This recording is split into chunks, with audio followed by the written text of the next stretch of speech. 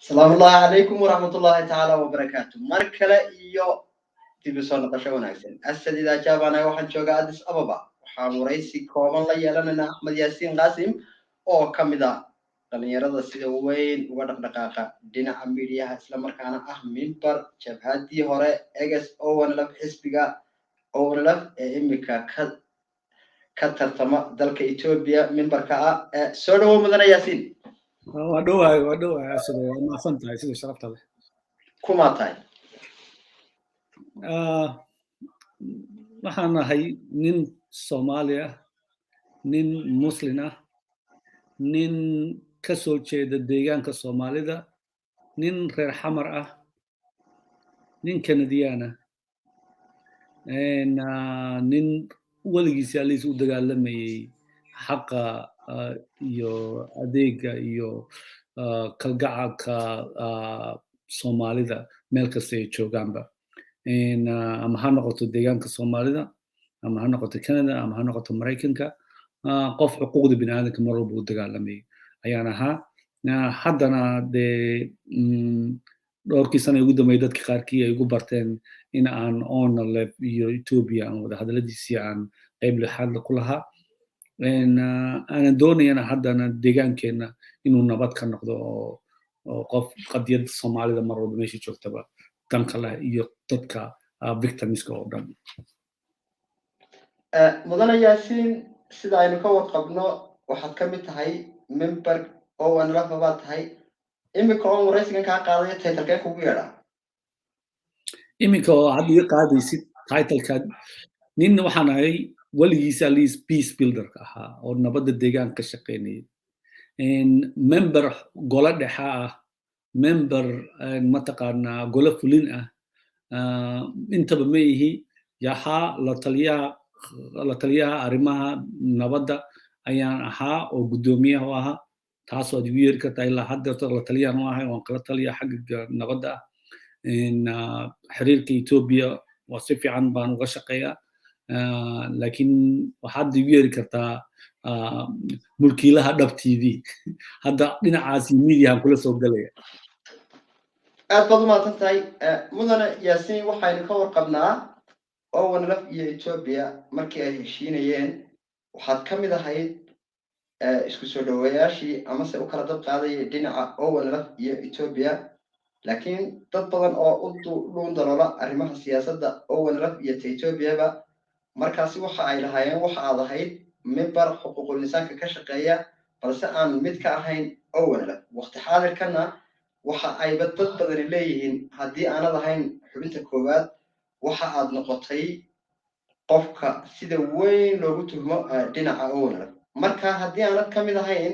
maxay tahay sababta waqtigan aad ONLF ka mid ahayd sidayse suurtagal kugu noqotay adiga oo ah member ONLF haddana inaad u kala duqaado Ethiopia iyo ONLF horta sida mar walba liigu yaqaanin nin waxaan ahaa xuquuq insaanka mar walba u shaqaynayay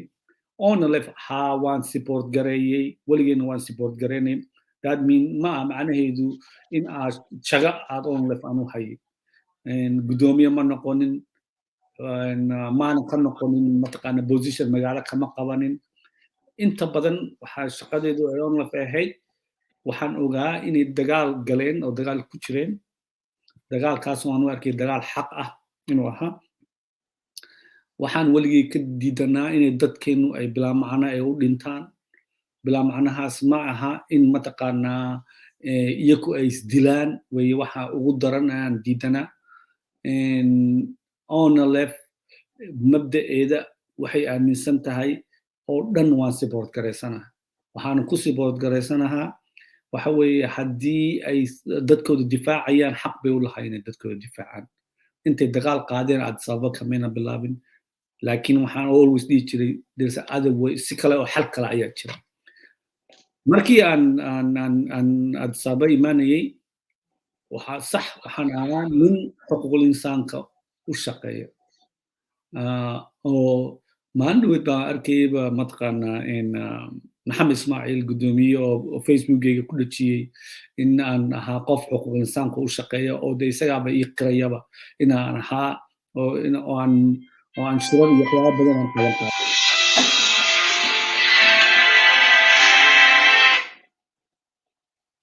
marka kasoo raali ya ma maxay waxaan ugu noqotay dadkii kale waaye nin busy tahay ala ayi xaal isku soo duubduub oona lef mar walba waan support garaysnaa waana support garaysanaa mayaan position u haya maya maan intii nabadda dhacaysa isku soo dhawaanshahay waxaan ka shaqaynaya ha in dadkii wada hadallada facilitate gareeya miyaan ahaa waan ahaa wada hadallada se u dhacayaan shaqa miyaan ku lahaa maya haba yaraatee so xaggaasaan taasna uga baxay ururkiina ONLF ee imika xisbiga wuxuu siibtay jabhadana ahaan jiray heshiiskana la qaatay Ethiopia xiriirka Ethiopia iyo xisbigiinu waxoogay madmadow abaa soo dhex maray baa laleeyahay berigii ugu dambeeyey siduu yahay imika wax madmadow ah oo aanan ahayn conflictiga ay dadka qaarkiis ay create garaynayaan mooyaane madmadowga kale aan arkayo oo dee oo ay dad badan dowlad deegaan ka mida ay create gareeyeen ayaa jirta markii horeto heshiiska markuu dhacayay dowlad deegaanku iyo xubnahoodu waxay dhahayeen waan taageeraynaa wax walba oo wada hadala oo dhacaya laakiin in muddo ah caqabad bay ku noqdeen xitaa waxaa dhib ku noqday in ay jabhaddu ay adsaaba ay tagto ayaa dhib ku noqotay oo lagu haya 40 saac maxaad adsaaba ka qabanaysaan maxaad adsaaba u tagteen maad annaka nala hadashaan war dee idinka maxaa naga kindhaxeeya wax naga kindhacay ma jirtee raggaan la xisaabtamayno heshiisaan soo wada galnay waa raggan adsaaba jooga kuwaasaan la xisaabtamayna marka madmadowgan soo kala dhex galay ma aha madmadow ka yimaaday adsaaba ka yimid ee waa mid jijiga ka yimid Addis Ababa waxa ay tahay xukuumadda guud ee Ethiopia ee federaalka ayaa fadhida xukuumadda deegaanku waa heer gobol cidda aad la heshiisayna waa Ethiopia iyo ONLF xiriir noocee ayaa u dhexeeya saasaan kuugu dhigay su-aasha saasaan kaaga jawaabay xiriir waxaa u dhexeeya colaad ahaa oo haddana lagu heshay wada hadalkiisa la wado waqtigan xaadirka ah ilaa haddana socday oo dhowr khaladaad oo badan ay dhaceen oo aan ku leeyahay khaladaadka dhacay waxaa ka mas-uul ah dowlad deegaanka oo isku dayday inay ka hortagto wada hadalladaas aynan soconin inay successful noqonin taasaan kugu leeyahay marka xiriir fiican baa idinka dhexeeya idinkiiyo xukuumadda abiye ee Addis Ababa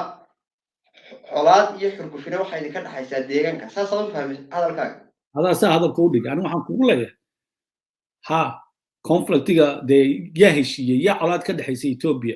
Ethiopia oo la colaad weligeed ka dhexaysa mar walbana Ethiopia way fiirsabaad leedahay oo sida ay ahayd uga soo haba yaraatee kuma dhahayo Ethiopia way fiirsay waxaan qaladaadkeeda laakiin waad u dul qaadanaysaan qaladaadka dhinaca deegaankana aad baad uga soo horjeedaan saasay dad badan hadalka u dhigayaan maya saas waa hadda saa adiga tiraahday kowdhe laakiin aniga waxaan kuu sheegayaa Ethiopia wada hadallo ayaa naga dhexeeya colaad baa ka dhexaysay iyada iyo Soomaalida taasaana la isku dayay mar walba inaa laga shaqeeyo so 3 sano la soo dhaafay Ethiopia conflict waxaa ka jirtay dagaallo aan istaagaynin mar walba oo mudane waxaan xasuusanahay la qaado aan ku dhameeyo mar walba 4 tallaabo la qaado 3 tallaabo dib loo soo noqonayo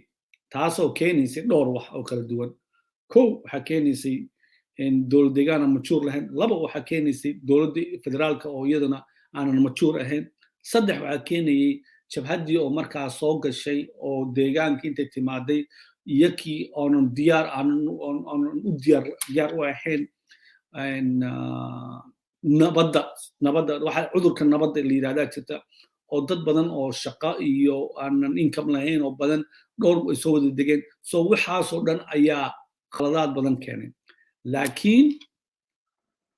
Ethiopia wada hadalladii sida looga rabay ma aynan fulinin haba yaraatee I just want to caddeeyo hadalkaasayto haba yaraatee wada hadalladii si loo rabay heshiiska si loo rabay Ethiopia ma aynan fulinin doorashooyin baa ka dhacay waan fahmay su-aasha jawaabteeda doorashooyin baa dalka guud ahaan ka dhacay Ethiopia xisbigiinu xisbi wuxuu ahaa ka tartamaya dalka Ethiopia oo loo aqoonsaday guddiga komishanka oo aqoonsadeen inuu yahay xisbi qaran oo mucaarida isla markaana u taagan doorashooyinka sanadkan dhacay waad ka hadheen si bilaa tartana waxaa kusoo baxay xisbiga BB ee deegaanka Soomaalida ka arrimiya gobolka Soomaalida iyo guud ahaan Ethiopia idinku seed u aragtaan madaxtinimada iyo guddoonka xisbiga imika talada haya iyo doorashadii uu kusoo baxay ma ku qanacsan tihiin qaabka ay u dhacday maxaa koosgareeyaysa inaad ka hadhaan doorashada horta dee aniga go-aanka waxaa iska lahaa jabhadda iska lahayd aniga fikirkayga mar hore u caddaa laba sano ka hor baa anigu idhi doorashadan onlef ha ka hadho kumana qanacsaneen waxaan diidayay dadkeenan u turayay oo waxaan diidayay dadkeennu in ay sii kala fogaadaan ayaan diidanaa in badanna waxaan ka shaqaynaynay ama ha noqoto dowlad deegaanka ha noqoto ama ha noqoto onlef in shacabka soomaalida isku soo dhoweeyo anigu waxaan aaminsanaa in onlef ay ama ku biirto BB ama ay ka mid noqoto BB ama coalition la samayso BB ama ay u dayso BB-dan cararaysa inay xukunka qabsadaan Mustafa iyo waxa si deegaankeena loo badbaadsho oo aanan dadkii sii nicin oo aan Ethiopia aan kadibna Ethiopia anagoo wada jira waxayna ka raadsanay waa waxyaabaha aan ku diidanahay dowlad deegaanka mar walba aan ku blame garaynayo doorashadana sababta looga dhahaya ha looga harana taasay ahayd doorasho umaana arkaynin ismana dhehinin doorasha ka dhici karta Ethiopia xor oo xalaal ah ta ka dhacdayna ma ahayn mid xor oo xalaal ah taas macnaheedu waa cadda waxa weeye meel walba oo aad fiirisid Ethiopia ama ha noqoto gobolka Amxaarada ama ha noqoto gobolka Oromada ama ha noqoto Canfarta ama ha noqoto ka Soomaalida xisbiyadii cararaya waa la caburiyey waana la xirxiray intuu doorashadayna dhicin so waxaan saadaalinaynayna taasay ahayd waxay aan loo xirxirinna waa maturity ay tustay waa wada hadaladii iyo heshiiskii iyo conflict managementigii onlef ay tustay maynan ahayn mid asxaan loo samaynayo maynan ahayn mataqaana mid ka duwanad siyaasadda Ethiopia predictable way ahayd waan garanayna wax dhacaya waan ka sii digan taasaan kaaga baxay halkaas markii aad heshiiska la gasheen Ethiopia xafiis baa laydinka furay caasimadda dalka Addis Ababa peace building madaxa peace building ee xafiiskaasi ayaad ahayd kacaankaad ka dheerayseen heshiiskiina waad ku gacan saydheen waxa aad la kulanteen xubno maxaa la odhan jiray aanay dowladda Ethiopia xiriir wanaagsan ka dhaxaynin madaxii xafiiska diblomaasiyadda idin qaabilsanaa oo xasan macalin la yidhaahdo isla markaana ah wasiir ka mid ah waqtigan dowladda Ethiopia waxa uu idinku wargeliyey adiga iyo guddoomiyahaaga Cabdiraxmaan Mahdi Maadey mar aad Nairobi socdaal ku tagtay soo noqodkiinii inaanay dowladdu idinla kulmi doonin isla markaana xiriirkiinii uu qalloocday goobjoog baan ahaa markaa warbixintaa laydin siinayay waxaan xasuusanahay inaad ra-iisul wasaaraha dalka u tagtay adigu isla markaana aad ka keentay warqad odhanaysa mar walba waan idinla kulmi karaa laakiin dad badan waxay leeyihiin maalintaa ayuu qalloocday habsami socodkii iyo xiriirkii onlef iyo Ethiopia u dhexeeyey iminkana waxaa laydinku eedeynayaaba inaad u sacabtumaysaan TPLF iyo kooxaha kasoo horjeeda dowladnimada dalkan Ethiopia dhaawacana u geystay dadka Soomaaliyeed intaas leeg maxaad uga jawaabaysaa mudane Yaasinow waxa walba lagama jawaabo mataqaanaa waa cay hadda marka la leeyahay onlef baa TPLF u qaylinaysa waa xadgudub waa bahdilaad waa wax maskaxda bini'aadanka aanan aqoonsan karin waa waxyaabihii cabdiile uu samayn jiray markuu uba dadka ugu yeerayo marka uu leeyahay onlef waxa mataqaana waxaasay ahayd haddana dowladdan deegaanka inay heerkaas ay bahasha usoo dhigto dhulka usoo dhigto waa waxyaabaha aniga aan aadka ugu diidanahay TPLF waa cadowga Soomaalida ahayd waagii hore ahaan jirtay yaa ha cadowga ma la hadli karaa ha laakiin cadowga miyaad isku dhiibaysaa waa maya cadowga maad la heshiinaysaa cadow ana qof qolaadii ka dhacayso baad la heshiin laakiin hadda meel ay TPLF lagula heshiiyo oo lagula hadlo ma taagna markii aan joognay nairobina waxay nalagu eedeeyey tblf baa ayaa la hadasheen oo been cad ah dadka laga sheekeynaya hadalkaa sheegaysid hadal iyo maxaa la jiray kaba waa la caddeeyaa xasan macalin adigu warkaasaad ku hogtahay waad gojoogkeed oo adiga og laakiin mataqaanaa axmed madoob baa lala kulmay iyo axmed madoob maxaa loola kulmay waxaas ayaa dad ay dowlad deegaanka ay shaqo ka dhigteen dee annagana waa markayba saas u hadleenba waa la kulannayba intaan la kulannay waan isku soo sawirnay onlefna waxay ka shaqaynaysaa xasiloonida iyo nabadda geeska africa oo dhan not only that prime ministerka xafiiskiisa dhowr maroo kale aan la kulannay markii waqtigaas ka dambaysa isla maalintaan kasoo deganay aeroboortka 3 cisho kadibna qadaan isla cunnay waan isla qadaynay waan wada hadalnay maalmo ku xigay waan isla kulannay heshiiskeenu wuxuu maraya 100% dhinacaaseeto guddiyaa jiray wasiiradii baan kulmaynay madaxdii aan la kulmaynay laakiin propaganda ayaa bilaabmay I don't know inaad waxyaabahaas kaleetana og tahay laakiin oo waxaan kuu sheegayaa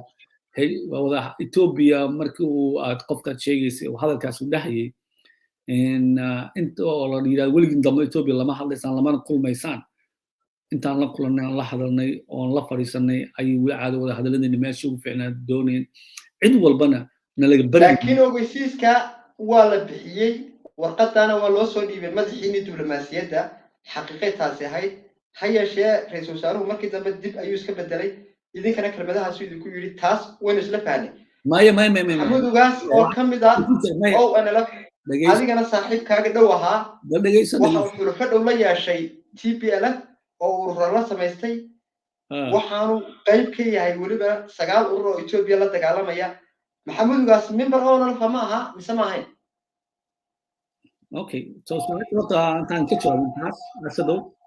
waxbaa isku dul saartay warqad baa tirada prime ministerka xafiiskiisa laga soo sameeyay taas waxba kama jiraan haba yaraatee horta inaan taas halkaa ku beeniyaan doonaya prime ministerka xafiiskiisana wada mar walba wuu noo furnaa ilaa haddana wuu furan yahay arrinta xagga iga dhigtaa su-aashu haddaa maxay ahayd ku saabsanayd lama kulmi kartaan dowladda Ethiopia maadaama Axmed Madoobe iyo xubno TPLF la kulanteen uu fariintaa uu idiin siday diblomaasigiina idin jooga Addis Ababa maxay ku wajahnayd bal halkaa shacabka oo cadde siyaasad xumay ku wajahnayd because waa la kulannay the next day maxaa keenay laakiin su-aasha markii hore weydii isaga weydii yaa weydiinaa oo shacabka ka qancinaya Soomaalida xasan macalin baa su-aashaas keenay Soomaalida wuu keenay waana joogtay waana kuu dhiibay waana ka jawaabtay waana tagtay xafiiska ra-iisul wasaaraha wuxuu ra-iisul wasaaruhu soo sheegay iyo waxaan dambe ee adinka sheegaysa adigu maxay ku kala duwan yihiin maxaase halkaa ku dhex jira wallahi dee ma dhahayo maxay tiri muxuu yidhi anigu waxaan kuu sheegayaa inaan wasaaraha xafiiskiisa ilaa hadda uu open yahay ilaa haddana aan la hadalno so taas halkaasa kugu filan so aan ka gudubno ma waxaad leedahay ONLF iyo TPLF xidhiidh uma dhexeeyo absolutely wax xidhiidh u dhexeeya ma jirto maxamudugaas ONLF buu ka mid ahaa xulufo dhowna wuxuu la yeeshay xubno TPLF iyo Tigray ahaa ma waxaad leedahay maxamudugaas ONLF ma ahayn waxaan kuu sheegayaa xasan macalin ONLF buu ahaan jiray haddana waa BB maxaad macnaheedu maxay taraysa dadku sama isbedeli karo waad isqaybiseen qaybidii ka midiina waxa ay toos u gashay un TPLF intii nin kalena Ethiopia kala badabaal joogtay kula joogtaan bay shacabku leeyihiin in fara badan dee soo hadda saas haddaad tirigas isticmaalaysid waxaad dhihi kartaa ONLF way isqaybiso qaybna waxay gashay dowlad deegaankii qaybna mucaarad bay noqotay qaybna federaalkii bay noqotay so waxaan qof wuxuu doonaha uu hamin karaa laakiin maxamuud ugaas xubin ONLF oo golo dhexa ma ahayn golo fulid ma ahayn shaqo uma haynin waa nin go'aansaday in uu isaga isxilqaamo oo urur samaysto ururkiisaas isaga iyo xulufo kaletana ay la noqdaan xulufo TPLF khalad iyo sax dee waxaad isaga maxamuud ugaas waa inaa weydiisay sababta ugu biiray ONLFna TPLFna uu xulufo ula noqday laakiin dee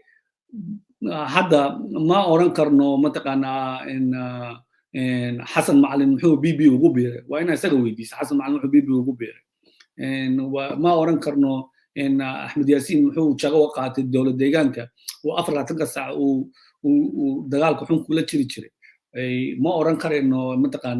إن قف خوسا فكر كيسا الله هنكره لكن ده رجاس محمود قال سؤال ودي أن سؤالها كوسابسن أون لفي تي بي لفنا ده وسؤالي شكلي دولة ديجانك جورناليست ده سؤالك كله أو كدوان أو معقولة أو نحن هذا وأنا كدول ديجان كأن وحده أفكار كهذين وأنا الله يمد وما أركي مصطفى دولة ديسا بروباغندا وضان إن ويا هاي ورك حقيقة هي ورك الصح ده محمود قاس وحو تجي تي بي اف باتري محلول حسن مع البي بي تجي مدن ياسين أحمد ياسين وحو كمل نقضي حكومة عكشر يا صاحري أنا نفكي هين كنت شعبكم ما شوكت ماشي ضد ذنبين والله ده خجع شعبك وحلية وان أغنى ما ندها يا رنتا صابي يراته إن شعبك وحو بسيل يحي قد هجامية أو في عن أن أون لف يحبنا ودنا أنت أي كشقينيان أنا كل هذا حدا كل هذا إن وحان عن صديقين عن ميديا عن قلو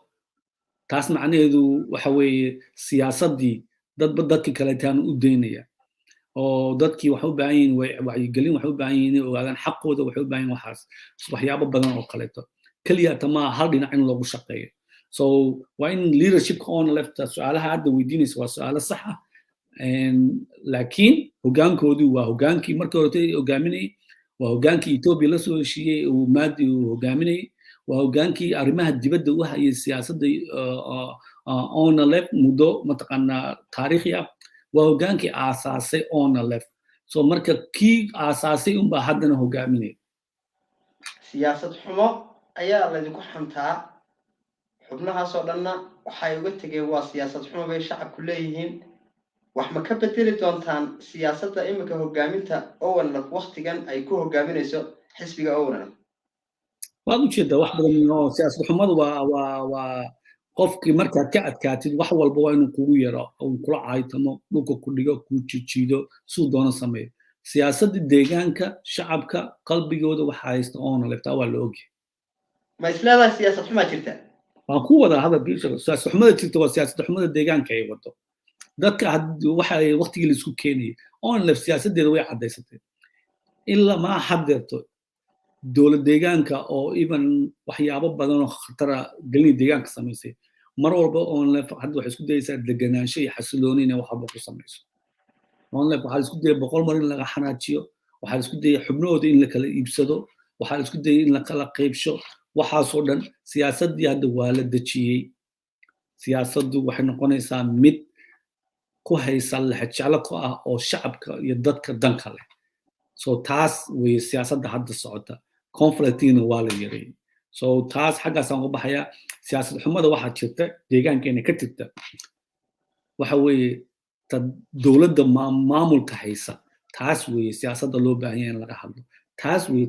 loo baahan lala xisaabtamo taas weeye in taan rabta inaan ka wada hadalno maxaa deegaankeena ka qaldan maxaa u baahan in la saxo maxaa jira maxay dowladdu mucaaradku ay ku eedeynayaan abaarahan jira see wax looga qaban karaa yaa wax ka qaban kara dhaqaale seen ugu rays garayn karnaa dadkeena baahidan iskuullada seen u ballaarin karnaa korontada iyo telefoonada iyo electricityga iyo sideen etoobiyada kaleeta uga mid noqon karnaa etoobiya way gubanaysaa sidee etoobiyadan dhalan doonta ama dhalatay ama jirta ama aan u dejin karnaa u hagaajin karnaa so waa inaan ka fiirnaa the bigger picture teena yar haddana sii yaraanaysa inaan isku mashquulino waxa ka fiican sidoo in aan sawirka guud ee Ethiopia inaan fiirino sawirka guud ee Horn of Africa inaan fiirino sawirka gaarka ah ee deegaankeena haddana aan hoos ugu sii dhacno oon eegno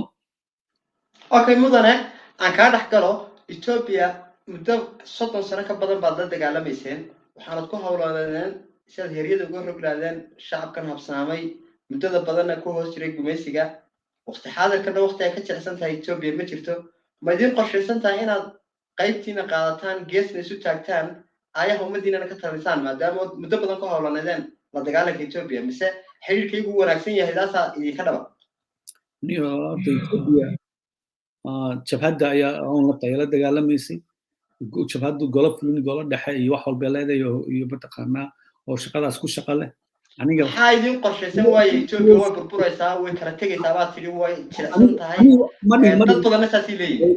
wait aniga Ethiopia way kala tegaysaa mayna ku dhihin Ethiopia way jilicsan tahay kuma dhihin Ethiopia hadda ugu liidataa kuma dhihin waxaas waa propaganda iyo sheekada raqiiska ah dadka ay sheegaan anigu waxaan doonayaa Ethiopia ama waxaadna leedahay Ethiopia ma jilicsana aniga kuma dhahayo way jilicsan tahay ma jilicsana midna kuma dhahayo Ethiopia weligeed maxay noqonaysaa jawaabta saxda ee u dhaxaysa way jilicsan tahay iyo ma jilicsana midna jawaabta saxda ee u dhaxaysa bal shacabka u sheeg anigu waxaan kuuli way jilicsan tahay miyaad leedahay mise way adag tahay baad leedahay bal jawaab u dhaxaysa intaa keen jawaabta u dhaxaysa waa simple Ethiopia weligeed international community-ga isku hayay Ethiopia waa qowmiyado kala duwan oo mid walba midda kaleeta aynan ka warhaynin Ethiopia deegaan walba wuxuu leeyahay ciidankiisa gaarka TV-giisa gaarka dowladdiisa u gaarka baarlamaankiisa u gaarka so Ethiopia waa Ethiopia weligeed la isku hayay Ethiopia jilicsan ama way adag tahay la leeyahay ma jirto meesha aan ku leeyahay se qowmiyadahaasi dadkaas sidii ay ku wada noolaan lahaayeen maadaama dhaqaalaheenna maadaama wax walba oo siyaasadeenna ay isku xidhan tahay haddii maanta Tigray gobolkiisa uu gubanayo amxaarada gobolkiisa uu gubanayo deegaankeenuna nabad ma noqonayo okay international community-ga isku haysay Ethiopia iminkana way isku sahayn doontaa baad leedahay sooma ha way xiriir fiican baa naga dhexeeya ayaa hadalkaagii hore ku jiray dowladda xukuumaddan Abiye ee waqtigan talada haysa waxaynu ognahay xukuumadda Mareykanka iyo dowladda Abiye xiriirkoodu ma wanaagsana xisbigiina oo lafna toddobaadadii ugu dambeeyay dhowr jeer waxa la kulmay dowladda Mareykanka Congress-kana kama baxdaan baa la leeyahay bal isqabadsi xiriirka Mareykanka oo Ethiopia xor yihiin aad la leedihiin iyo xiriirka Ethiopia idinku aad la leedihiin ee wanaagsan say isu waafaqayaan bal shacabka u sheeg adiga Ethiopia Mareykanka meel ka qoloobeen maana arkay horta xageed ku aragtay taas propagandada ugu badan iyo maxaa la oran jiray taageeridda TPLF hadday warbaahin noqoto wax kasta noqoto United States of America ayaa ka dambaysa la leeyahay xiriirkooduna ma fiicna weliba khalkhal aan ka jirin caasimadda ayay ku dhex tuurayaan daqiiqad kasta iyo mar kasta ayay dowladdu xitaa ku aadaysay warbaahintooduna si weyn bay u dhaleecaynaysaa xukuumadda Abiy xiriir fiicanna ma laha waynu ognahay taa idinku laakiin xiriir wanaagsan baa Mareykanka idinka dhexeeya xiriir wanaagsanna Ethiopia naga dhexeeya baad leedihiin see la isu waafajinayaa xiriirka Mareykanka iyo xiriirka Ethiopia bal halkaa shacabka u qeex xiriir xitaa wuxuu naga dhexeeyaa wanaagsan dowlad deegaanka iska dhaaf wax kaleete xiriir fiican idinkama dhexeeya dowlad deegaanka xurgud baan ognahay anagu bay taas waxa saa doonaysa xiriir baa naga dhexeeya dowlad deegaanka xiriir baa naga dhexeeya dowladda federaalka ah oo toos ah ama ha wanaagsan ama ha xumaado ka deegaanka ama ha wanaagsan ama ha xumaado kan Mareykankana ama ha wanaagsan ama ha xumaado meel kasta oo danta Soomaalida ay gasho on la weligeed way ka shaqeynaysaa taasna wayna ka shaqeyn doontaa xiriir baa idinka dhexeeya dowlad deegaanka Mustafa Maxamed markii hogaamiya dowladda deegaanka markii la doortay waxa ugu hambaliyeen weedan xiriir wanaagsan baa idinka dhexeeya saad noo sheegtay Mustafa san ugu hambaliyeen boqol mar baa hambaliyeen mawaalanta yani waa ugu hambaliyeen inuu doorashadii ku guuleystay isla markaana uu yahay madaxweynaha 5 sano ee dowladda deegaanka Soomaaliyeed ee ka arrimi doona magaalada Jigjiga soo ma doorashada deegaanka doorashada uu ku guuleystay doorashada uu ku guuleystay well wish mar hore waan u sheegnay waan u sheegaynaa guulshaas laakiinse ma ahayn mid xaq ah taas protestigeeda wuu jira laakiin innaba hadda waxa weeye waa madaxweynihii deegaanka waana lagu support gareen waana lagu dhaliilay so dadku waa inay kala gartaan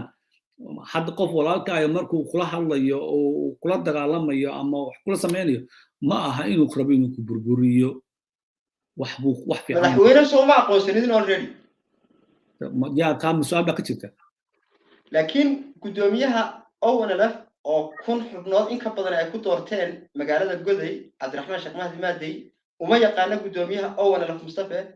gudoomiyaha wuxuu yaqaanaa Riyaale Xaamid Axmed idinkuna waxa uu taqaanaan madaxweynaha deegaanka Mustafa Maxamed Umar ninka yiri sinaantaada dadii sareetiisa sidka wad ka simantina ma 9 baatiis siday idinka markaan idin aqoonsanay idinku aad u aqoonsateen soo macnaheedu maaha inaydan idinku wax badan la joogin markeeda horeba mise dee guddoomiyaha waxa ah riyaalaha madaxda majority-ga baseelka siyaasadeed baa taas ku tusaysa marka taas su-aashaas mustafa weydiiyey wuxuu saa u sameynayo guddoomiyaha oonalf waa kuma guddoomiye kalaa jira su-aashaas asadoo in la isweydiiyaa ma ii sheegaysaa rayaale xamid muxuu inaan ku weydiiyo aniga rabitaankayga maaha rabitaanka shacabkan anagu ka turjunaa naftiisina kama turjumayo aniga doonistayda adiga doonistaada midna maxay tahay kuma weye guddoomiyaha oonalf bal shacabka u sheeg haddaan taas aan sheego waxa weeye waa foolxumada ugu weyn guddoomiyaha oonalta rayaale xamud ma aha weligiisna ma noqon mana noqonayo anigu kuma odhan waa riyaale xaamida kuma odhan waxaan ku guddoomiyaha oonalf waa kuma ma mid kala jira oonan cabdiraxmaan maadi laakiin xukuumaddan iminka ardada xidhiir fiican baa naga dhexeeya cabdiraxmaan sheekh mahdi maadi uma taqaano riyaale u taqaanaa riyaale xaamid bay guddoomiyaha u taqaanaa xukuumadda deegaanka may dhalinyarada macno ma laha waxay siyaasadda xagga ayay u malayn ka gashay so cabdiileyba rag badan buu yidhaha waa guddoomiyayaal oo meesha keenay oo ka mid ahaa injineerkii iyo dad kaloo badan so waxan waa sheekadan mataqaana qof walba markuu siyaasadda meelu ku liica waayo oo uu sheekada ka khaldanto waa markay ka khaldantay weye taariikhdan way qoran tahay taas so marka taa halkaasaan uga baxaya mustafa cumarka deegaanka ka arrimiya oonalaf baad qaybinaysaa oo aad kala qoqobtay waxyaabo fara badan baa oonalaf ku eedaysay wuxuuse ku faanay inay guul tahay xisbi kaa soo horjeeda inaad jejebiso taasina ceeb maaha siduu hadalka u dhigay idinkuse siyaasaddiinnii ku qotantay maxaa la odhan jira xallin la-aanta khilaafaadka wax ma ka bedelaysaan tabashada shacabkana ma ka jawaabi doontaan iyo xubnihiina wax diidan asad waa su-aashaas inaan kaaga jawaabaan filayaa already waan kuu sheegay onalef already siyaabo badan bay wax walba u falanqaysay aynan haddana go'aansatay siyaasadda degan ee xasiloonida ah inay qaadato iyadoo u turaysa shacabkooda iyada oo tixgelinaysa xubnahooda iyada oo waktiga lagu jira adag tixgelinaysa mustafe wuxuu guusha aad leedahay uu u sameynayaa oo guul u arkayaa taariikhdu way turjumi doontaa oo kama duwana wixii uu cabdiile uu guusha u arkayay ee ahayd inuu mataqaanaa haddii ama onlef kala qaybsho ama qof gato ama qof dilo inay tahay ama qof xiro inay tahay guul waxa guul ay u noqotaa waxan taariikhduna way sheegi doontaa grievance waxa la yidhaha ama qofku markuu wax tabanayo marka la sameeyo mar alla markii aad qof kale tabashada qofkaas aad sii dhibtid ma jilcise way sii kordhisaa xooggii way sii kordhisaa abaabulkii way sii kordhisaa isku tashigii so asxaan unbuu u sameynayaa halgankii waktigan xaadirka ah ee wuxuu burburinaya ma jirto ugu dambayn su-aasheedu waxay noqonaysaa su-aasheeda ugu dambaysa dagaal baa ka socda dalkan etoobiya TPLF falaagada la yidhaha iyo dowladda ayuu u dhexeeyaa sideed u aragtaan siyaasadda abiye ee ku wajahan TPLF habsami socodka nabadgelyadana dib loogu soo celinaya si dowladdu hadalka u dhigto iyo xidhiirka maxaa la odhan jiray xidhiirkiina marka laga reebo xukuumadda etoobiya waktigan sida ay wax u wado seed idinku aragtaan seed idinla muuqataa idinka onlefaan walaa hadda si onlef uma hadlaya hadda aniga waxaan u hadlayaa si qof etoobiya inay nabad ka dhacdo dan kale ma doonaya haba yaraatee TPLF inay maanta intay soo noqotay xukunka qabsato innaba ma doonayo ilmo yaroo amxaara ah ama ilmo yaroo tigray ah inay dhintaan oo iyadoo isdilaya dhintaan ma doonayo deegaankeenna inay carruurtooda ay baahi gaajo ku dhammaadaan oo abaaro ka socdaan iyada oo lagu mashquulsan yahay dagaal oo lacagtii dadka lagu caawin lahaa ee dagaal iyo wax gasho